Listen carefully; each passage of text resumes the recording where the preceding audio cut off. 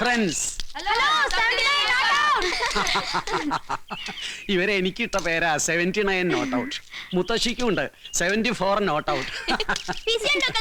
അയ്യോ എനിക്കറിയില്ല. അതെന്താ PC? പുതിയ ചേച്ചി. അത് കൊള്ളാം. ഭാമ കണ്ട വഴക്ക് പറയും, എന്നാലും ഒരു രസം. ഇടയ്ക്ക് ഞാനും കൂടാറുണ്ട് ഇവരോടൊപ്പം. പണ്ട് ഡൽഹിയിലും ജലന്ധറിലും ഒക്കെ ആയിരുന്നപ്പോ ബൗളിങ്ങിലായിരുന്നു കേമം.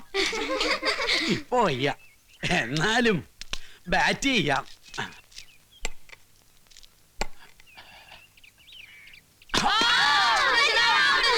No ball, no ball. Correct ആയിട്ട് ബൗൾ ചെയ്യ. നീ പറ. ഞാനില്ല. അയ്യോ മുത്തച്ഛ, മുത്തച്ഛ പോലെ മുത്തച്ഛ. മുത്തച്ഛ മുത്തച്ഛ പെണങ്ങല്ലേ? വേണ്ട. അല്ലല്ലോ പോട്ടെ, നമുക്ക് ക്രിക്കറ്റ് വേണ്ട. വേറൊരു കളിയുണ്ട്, മഞ്ചാടിക്കുരുവുണ്ട്.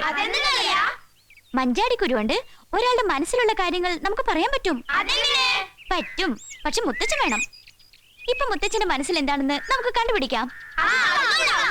ബാ മുത്തച്ഛ. ഞാനില്ല. അങ്ങനെ വിട്ടാ പറ്റില്ലല്ലോ, നല്ല മുത്തച്ഛനല്ലേ. വാ നടക്ക്.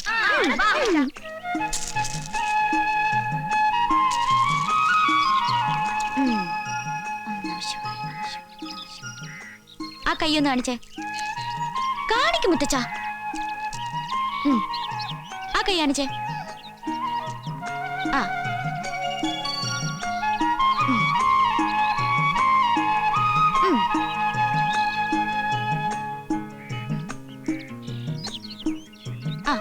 കണ്ണടച്ചേ.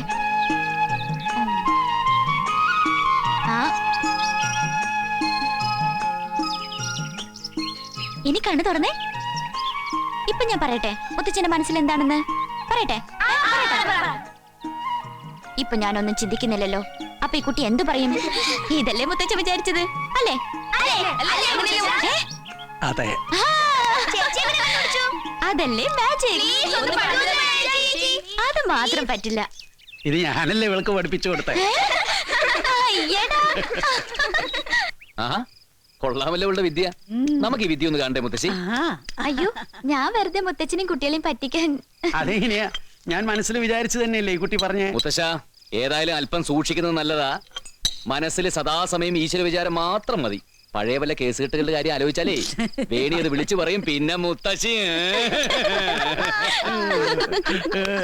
മുത്തശ്ശിയുടെ മനസ്സിൽ എന്താ നോക്കിയാലോ നമുക്ക്. അയ്യോ മുത്തശ്ശി വേണ്ട, മുത്തശ്ശി പാവല്ലേ. അങ്ങനെ പാവൊന്നുമല്ല, എനിക്കല്ലേ അറിയൂ ശരിക്ക്. ഇവിടെ ഒന്ന് പരീക്ഷിച്ചാലോ നമുക്ക്? വേണ്ട വേണ്ട, ഞാനില്ലേ അമ്മാരി കളിക്കുന്നു. പേടി പേടി, മനസ്സിലുള്ള കള്ളത്തരങ്ങളൊക്കെ പുറത്തു ചാടുമെന്നുള്ള പേടി. ഓ എനിക്കൊരു പേടിയില്ല. എന്നായിരിക്കും? ഞാനില്ല. ഇങ്ങോട്ട് വാടി. കൊരങ്ങനെ അട്ടാണി മേടിക്കണ പോലെ ഉണ്ട്.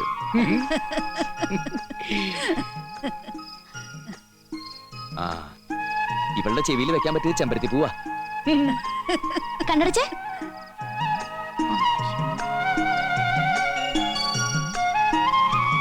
ഇപ്പൊ കണ്ണു തുറന്നേ. അയ്യോ, ഇത്രയും തുറക്കല്ലേ, പ്രേതം പോലെ ഉണ്ട്. പറയട്ടെ ഭാമേച്ചി എന്താ ചിന്തിക്കുന്നതെന്ന്?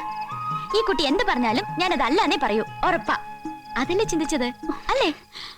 അയ്യോ സത്യം, ഇപ്പൊ ഇവള് ഇത് തന്നെയാ ചിന്തിച്ചത്. എടി പോത്തെ, ഇനി മുതൽ ആവശ്യമില്ലാത്തൊന്നും മനസ്സിൽ വെക്കണ്ട, ഒക്കെ ഞങ്ങൾ കണ്ടുപിടിക്കും. എന്റെ മനസ്സിലൊന്നുമില്ല, ബാക്കിയുള്ളവരുടെ മനസ്സിലൊക്കെ എന്താണെന്ന് ഞാൻ എങ്ങനെ അറിയാ? എനിക്ക് മഞ്ചാടിക്കുടി മാജിക് എന്ന് അറിയില്ലല്ലോ. മഹേണ്ണ ഡിഷാനയുടെ കാര്യം പറഞ്ഞിരുന്നില്ലേ? ഇയാൾ അതിന്റെ പാർട്ടിയാ. അങ്ങാടി വെച്ച് എന്റെ കൈ വന്ന് ചാടി. നമ്മൾ വെക്കണേക്കും അങ്ങനെ വേറെ ആരോട് വെക്കണ്ട. അത് ഞാൻ കൈയോടി കൂടി കൊണ്ടുവന്ന. ചാർജ് വളരെ കുറവാ. എത്രയാവും? 10,000 രൂപ ഉള്ളൂ സാർ. ഓഹോ, 10,000 റുപ്യ ഉള്ളോ? അത്രേ ഉള്ളൂ. 10,000 റുപ്യ ഉണ്ടെങ്കിലേ ഞാനിവിടെ ഒരു ജോഡി കാളയെ മേടിച്ച് കിട്ടും. കാളയുടെ വാലി പിടിച്ച് തിരിച്ച സൺ ടിവി സ്റ്റാർ ടിവിയും കിട്ടോ? കാളയുടെ തിരിച്ചാ കിട്ടും. എന്താ നോക്കണേ? ഞാൻ ഈ ഡിഷാൻഡർ എവിടെ വെക്കാമെന്ന് നോക്കുകയായിരുന്നു. ഡിഷാൻഡർ നമുക്ക് എവിടെയും വെക്കാം, നീ ഞങ്ങൾക്കിട്ട് വെക്കായിരുന്നാ മതി. ചാർജ് എത്രയാവും? ചാർജിന്റെ കാര്യത്തില് നമുക്ക് ചില അഡ്ജസ്റ്റ്മെന്റ് ഒക്കെ ചെയ്യാം. രണ്ടു കൂട്ടർക്ക് നഷ്ടം വരാത്ത രീതിയിൽ ഒരു എമൗണ്ട് ഫിക്സ് ചെയ്യാം. ആദ്യം അങ്ങനെയൊക്കെ പറയും, പിന്നെ നിങ്ങളുടെ സ്വഭാവം മാറും. വേണ്ട, സാർ തന്നെ എമൗണ്ട് പറഞ്ഞോളൂ.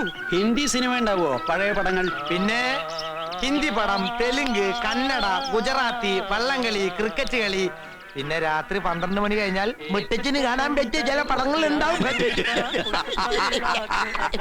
എന്നാ ഒരെണ്ണം അങ്ങോട്ട് ഫിറ്റ് ചെയ്യിക്കും. അതെ, നടക്കട്ടെ, നടക്കട്ടെ. അതെ സാർ, അപ്പൂപ്പൻ വരെ സപ്പോർട്ടാണ്. ഇനി അകത്തേക്ക് പ്രവേശിക്കാനുള്ള അനുവാദം കൂടെ കിട്ടിക്കഴിഞ്ഞാൽ ടി വി വെക്കാനും ആന്റിനെ ഫിക്സ് ചെയ്യാനും വയർ വലിക്കാനും ഒക്കെയുള്ള പൊസിഷൻസ് എനിക്ക് നോക്കാമായിരുന്നു. Thank you sir. Hello antenna, T V ഇവിടെ. ഓ അവിടെയാണല്ലേ, സോറി ഞാൻ ശ്രദ്ധിച്ചില്ല. നല്ല ടി വി. ഇവനെന്ത് ടി വി ആണ പെണ്ണാണോ നോക്കാം? അയ്യോ എന്ത്? അല്ല, ഈ കേബിള് അങ്ങോട്ട് എങ്ങനെ ഇടാമെന്ന് ഞാനൊന്ന് നോക്കിയിട്ട്.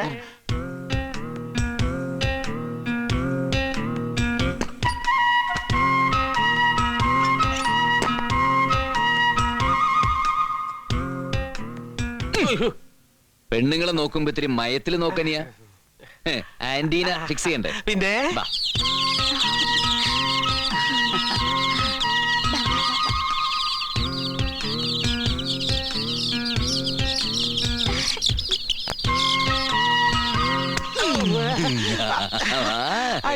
ഏ, സാറിന്റെ സിസ്റ്ററാ? ഏതാ മുടി നരച്ച തള്ളയാ? അയ്യോ അതല്ല, അടുത്തിരിക്കണ കോഴി. കോഴി എന്റെ സിസ്റ്റർ ആണോന്നാ? അയ്യോ കോഴിയല്ല, കോഴിക്ക് തീറ്റ കൊടുക്കണ. തീറ്റിട്ട് കൊടുക്കുന്ന നല്ല സുന്ദരി, അതെ. നല്ല ചിരി, നല്ല കണ്ണ്, മുടിയൊക്കെ പിന്നിട്ട് അവളെ നിനക്ക് ഇഷ്ടമായ? അയ്യോ സാർ, ഞാൻ ആ ഉദ്ദേശത്തോടെ അല്ല. അവളെ നിനക്ക് കെട്ടിച്ചേരടാ. അയ്യോ എന്റെ പെങ്ങളെ നിനക്ക് കെട്ടിച്ചേരടാ. അയ്യോ സാർ, ഞാൻ ആ ടൈപ്പ് അല്ല. അയ്യോ പിന്നെ നീ ഏത് ടൈപ്പാടാ? അല്ല സാർ, ഞാൻ പെൺകുട്ടികളെ ഒരിക്കലും. അപ്പൊ നിനക്ക് പെൺകുട്ടികളെ ഇഷ്ടല്ലേ? ലക്ഷ്മണ, മറ്റവന്റെ മഹിട്ടാ നിന്നെ തങ്ങടെ തിരിക്കടുത്തും ദേ കിടക്കുന്നതും കാശ്മലൻ. ദേ ഇവിടെ അടുത്തൊരു ഡിഷാനെ ഫിറ്റ് ചെയ്യാൻ വന്നിട്ടേ അവന് പെൺകുട്ടിനെ കണ്ട് ഇഷ്ടപ്പെട്ട അങ്ങനെ കല്യാണം നടന്നിട്ടുണ്ട്. ഞങ്ങളാ നടത്തി കൊടുത്തത്. അതുപോലെ നിനക്ക് നടത്തി തരാമോ? സ്ത്രീധനായിട്ട് എന്താ കൊടുത്തെന്ന് നിനക്കറിയാമോ? ഏയ്, നീ എന്തൊരു വൃത്തികേടായി കാണിച്ചത്. വീട്ടിൽ വന്ന് കയറിയ ഒരാളെ, അതും എന്റെ പെങ്ങളെ കെട്ടാൻ പോണോന്ന് ഇങ്ങനെ അടിക്കുക. ഇങ്ങനെ അത് അടിക്കണ്ട. നേരത്തെ പറയണ്ട മഹിട്ടാ. അങ്ങനെ പോട്ടെ അങ്ങോട്ട്. ഐ അങ്ങോട്ട് പോകൂല അങ്ങോട്ട്.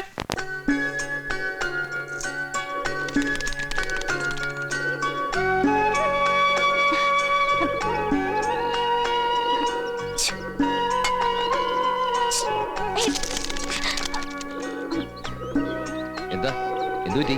കണ്ണിലെന്തോ. അവിടെ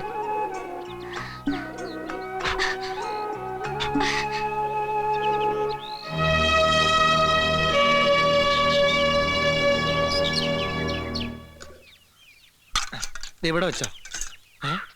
എന്റെ കൂട്ടാൻ എന്നെ തിന്നോ ഇവിടെ ഇരുന്നാ? ചേച്ചി മീൻ വറുത്തൊന്നില്ലേ? ഇല്ല, എന്താ ബാമേച്ചിയുടെ മുഖത്തിന്റെ ഒരു വാട്ടം? ഒന്നുമില്ല. ഊണയിച്ചില്ലേ? ഓ, നിനക്കെങ്കിലും തോന്നിയില്ല ചോദിക്കാൻ. ഇവിടെ ചില ആളുകൾക്ക് ഇപ്പൊ ഞാനിവിടെ ഉണ്ടെന്നുള്ള ചിന്തയേ ഇല്ല. അതാർക്കടപ്പാ? ആ കുട്ടി വന്നതിന് ശേഷം നിനക്കുണ്ട് മാറ്റം. എനിക്ക് എന്ത് മാറ്റം ചേച്ചി? ആ കുട്ടി എന്റെ ആരാ? ആ കുട്ടി മഹിയേട്ടന്റെ ആരാ? പിന്നെ എന്തിനാ മഹിയേട്ടൻ? ചില നേരത്ത് മഹിയേട്ടനോട് ആ കുട്ടി ഇടപെടുന്ന രീതി കാണുമ്പോ അല്പം ഓവറല്ലേന്ന് എനിക്കും തോന്നണുണ്ട്. തോന്നണുണ്ടല്ലോ, നിനക്ക് വരെ തോന്നിയില്ലേ? പക്ഷെ മഹിയേട്ടൻ ആള് ഡീസന്റ് ആയതുകൊണ്ട് കുഴപ്പമില്ല. ഒരു മീൻ വറുത്താ ബാമേച്ചി? ഇല്ല, ഉള്ളത് കൂട്ടി കഴിച്ചാ മതി. അല്ല, മഹിയേട്ടൻ പണ്ട് ഡീസന്റ് ആയിരുന്നു. അങ്ങനെ എപ്പോഴും ഡീസന്റ് ആയിക്കൊള്ളതില്ലല്ലോ. അല്ലെങ്കിൽ പിന്നെ ആ കുട്ടി സാന്ദ്രം കാണിച്ചു വരുന്ന മഹിയേട്ടൻ വെറുതെ നിന്ന് നടക്കണത്. ഒരു മീൻ വറുത്താ ബാമേച്ചി? ഇവിടെ വല്ലപ്പോഴുള്ള മീൻ വറുക്കുള്ളൂ. കമലമ്മേ, ലക്ഷ്മണൻ ഒരു മീൻ വറുത്ത് കൊടുക്കൂ. അതന്നെ ഞാനും പറയണേ. മഹിയേട്ടൻ എന്തിനു നിന്ന് കൊടുക്കണേ? ഇപ്പോഴത്തെ കാലമാണ്. ചീത്തപ്പേരുണ്ടാവാൻ അധികം നേരമൊന്നും വേണ്ട. ചേച്ചേ, അത് ബാമേച്ച് പറയരുത്. ആ കുട്ടി ആ ടൈപ്പൊന്നല്ല. ഒരു ആരോഗ്യമില്ലാത്തൊരു അനാഥ കുട്ടി. അത് ഇവിടെ ഒരു കോഴിക്കുഞ്ഞിന്റെ പോലെ ഓടിച്ചാടി നടക്കാണ്. നമുക്കൊരു രസല്ലേ അല്ലേ കമലെടുത്തി? നീ ആ മീൻ വറുത്ത് അടുക്കളയിൽ കൊണ്ടുവയ്ക്ക്. മീൻ വറുത്ത് ഇല്ലാതെ ചോറ് ഇറങ്ങില്ലെങ്കിൽ ഇറങ്ങണ്ട. അല്ല, പറയുമ്പോ എല്ലാം പറയണല്ലോ. ആ കുട്ടി ഓടുമ്പോ തന്നെ മഹിയേട്ട അതിന്റെ പുറകെ ഓടണത്. ഇവിടെ ബാമേച്ച് ഓടി നടക്കണ്ടല്ലോ. ബാമേച്ചിട്ട് പുറകെ ഓടേണ്ട കാര്യമില്ലല്ലോ മഹിയേട്ടന്. സ്നേഹത്തോടുള്ളൊരു നോട്ടം, ഊണി കഴിച്ചോ എന്നൊരു ചോദ്യം, അതൊക്കെ ആഗ്രഹിക്കണ്ടാവില്ലേ ബാമേച്ചി? എന്തെന്തു മോഹങ്ങളായിരുന്നു, എത്ര കിനാക്കളായിരുന്നു. അതൊക്കെ തല്ലി കൊഴിച്ചിട്ട് എങ്ങനെ എത്ര കണ്ണി ചോരില്ലാണ്ടായി പോയി മഹേട്ടന്. കമലെടുത്തി മീൻ വറുത്ത് എടുത്തോളൂ. നീ ഇപ്പൊ അങ്ങനെ മഹിയേട്ടനെ കുറ്റം പറയണ്ട. ദേഷ്യം വരുമ്പോ ഞാൻ എന്തെങ്കിലും പറയണമെന്ന് വെച്ച് അങ്ങനെ എന്തെങ്കിലും മഹിയേട്ടന്റെ ഭാഗത്തുനിന്നുണ്ടായാ ഞാൻ സഹിച്ചോളാം. കമലെടുത്തി മീൻ വറുത്ത് വേണ്ട. പോയി എംപ്ലോയ്മെന്റ് എക്സ്ചേഞ്ച് പോലെ ഈ വീട്. ഒരു മീൻ വറുത്ത് വേണമെങ്കിൽ ആരൊക്കെ റെക്കമെൻഡേഷൻ വേണം? വറുത്ത് ഇല്ലാണ്ട് തിന്നാൻ പറ്റുമെന്ന് ഞാൻ നോക്കട്ടെ. കുമ്പളങ്ങ എന്റെ അച്ഛൻ തിന്നു.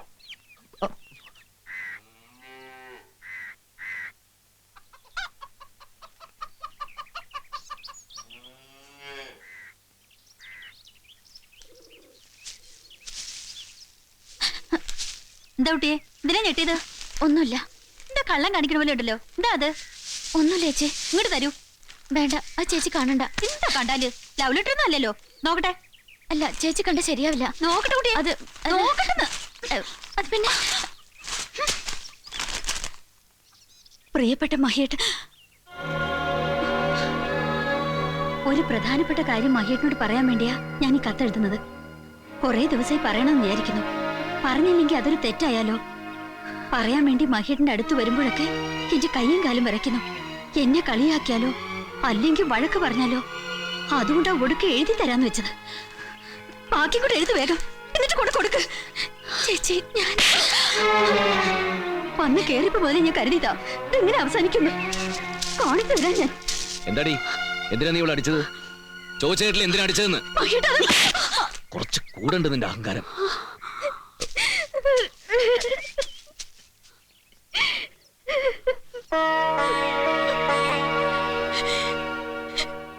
എനിക്ക് തൃപ്തിയായി. ബാക്കി ഉണ്ടായിരുന്നുള്ളൂ.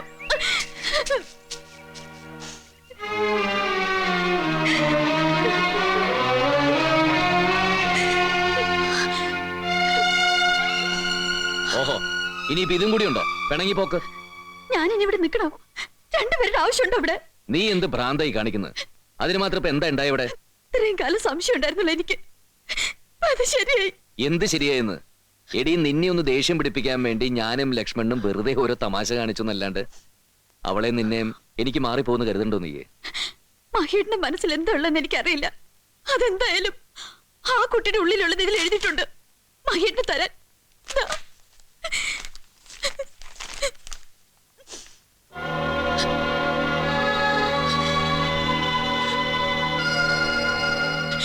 ഇപ്പൊ ബോധ്യയില്ലേ? അനാഥ കുട്ടിയാണ്, പാവാണെന്നൊക്കെയുള്ള സഹതാപല്ലേ. പാവക്കുട്ടിയുടെ ആഗ്രഹം സാധിച്ചു കൊടുത്തേക്ക് മഹേട്ട. ഞാനൊരു ശല്യമായിട്ട് നിൽക്കണില്ല ഇവിടെ. ഇത്രയും കാലം ആശിച്ചതൊക്കെ വെറുതെയാണെന്ന് കരുതിക്കൊള്ളാം ഞാൻ.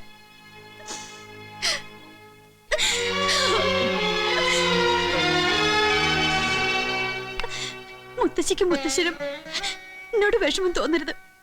ഞാൻ പോവാ. നീ നിങ്ങളുടെ കാര്യങ്ങളൊക്കെ എന്റെ സ്ഥാനത്ത് നിന്ന് ആ കുട്ടി നോക്കിക്കോളൂ.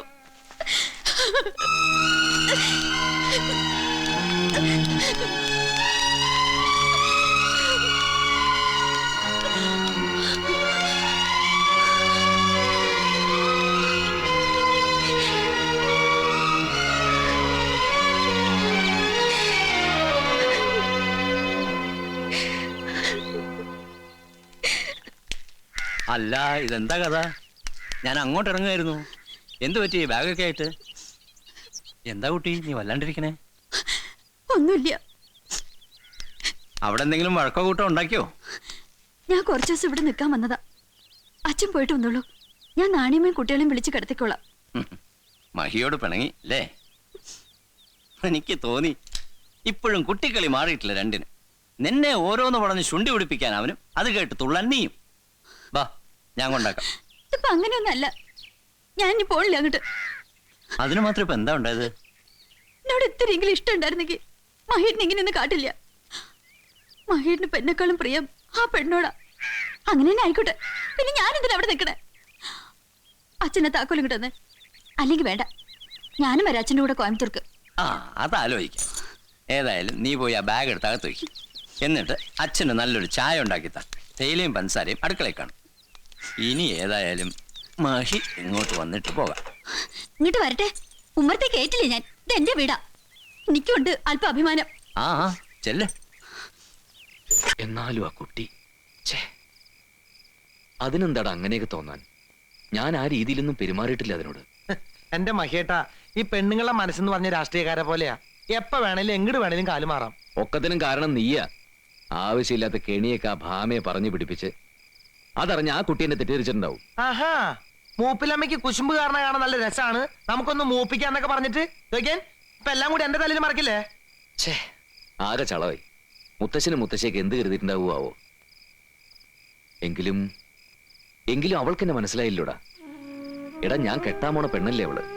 കുട്ടിക്കാലം തൊട്ട് അറിയണതല്ലേ എന്നെ. എനിക്ക് അവളോട് സ്നേഹമില്ലെന്ന് കരുതണ്ടോ നീ? പിന്നെ അത് പ്രകടിപ്പിക്കുന്നത് വെറുതെ ചുണ്ടി പിടിപ്പിച്ചും പോത്തേന്ന് വിളിച്ചാണെന്ന് മാത്രം. എനിക്കങ്ങനെ പറ്റൂ. മഹിയേട്ടൻ വെറുതെ ടെൻഷൻ അടിക്കണ്ട. ഇപ്പോഴത്തെ ചൂടൊന്നും അടങ്ങിയാ ബാമേച്ചി തിരിച്ചു വരും. ഓന്തോടി അവിടെ വരെ ഓടും ചേട്ടാ, വേലി വരെ. മഹിയേട്ടനെ കാണാതെ ബാമേച്ചിക്ക് ഉറങ്ങാൻ പറ്റുമോ? ഈ ടെൻഷൻ അവിടെയും കാണില്ലേ?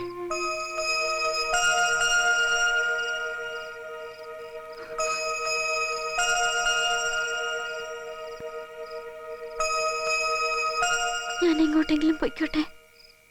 ഇനി ഞാനിവിടെ നിൽക്കണില്ല. ഓഹോ, ഈയാക്കും പോണോ? എങ്ങോട്ട് പോണോ രാത്രിയില്? നേരം വെളുത്തിട്ട്. എങ്ങോട്ട്? എനിക്കറിയില്ല. ഞാൻ കാരണമല്ലേ ചേച്ചി പോയത്. ഒക്കെ എന്റെ ബുദ്ധിയില്ലായ്മയാ. നേരിട്ട് പറഞ്ഞാൽ മതിയായിരുന്നു മഹിയേട്ടനോട്. പറയണമെന്ന് വിചാരിച്ചതാ, പേടിച്ചിട്ടാ. ബാമേച്ചി തെറ്റിദ്ധരിച്ചതുപോലെ ഒന്നുമില്ല. മഹിയേട്ടനെ പറ്റി ഞാൻ അങ്ങനെ ചിന്തിച്ചിട്ട് പോലുമില്ല. അങ്ങനെ വിചാരിച്ച ഒരു ദൈവം പൊറുക്കൂല എന്നോട്. പിന്നെ എന്തിനാ അങ്ങനെയൊക്കെ എഴുതിയത്? ഒരു കത്ത് പോസ്റ്റ് ചെയ്യാൻ ഞാനിന്ന് ലക്ഷ്മണേട്ടന്റെ കൈ തന്നില്ലേ, അതിന് മറുപടി കണ്ടില്ല. കത്ത് അവിടെ കിട്ടിയില്ലെങ്കിൽ എന്നെ പറ്റി വിവരമൊന്നും അറിയാതെ കിച്ചാമണി വിഷമിക്കുന്നുണ്ടാവും. കിച്ചാമണി? അതാരാ? കൃഷ്ണൻ. ഇത്രയും ദിവസം മഹേട്ടനോടും മുത്തശ്ശനോടും മുത്തശ്ശിയോടും ഒക്കെ കൃഷ്ണനെ പറ്റി പറഞ്ഞില്ല. പിന്നെ തോന്നി ഒക്കെ എഴുതി മഹേട്ടന് കയ്യിൽ തന്നാലോന്ന്. അത് ഇത്രയും പ്രശ്നമാവെന്ന് കരുതിയില്ല ഞാൻ.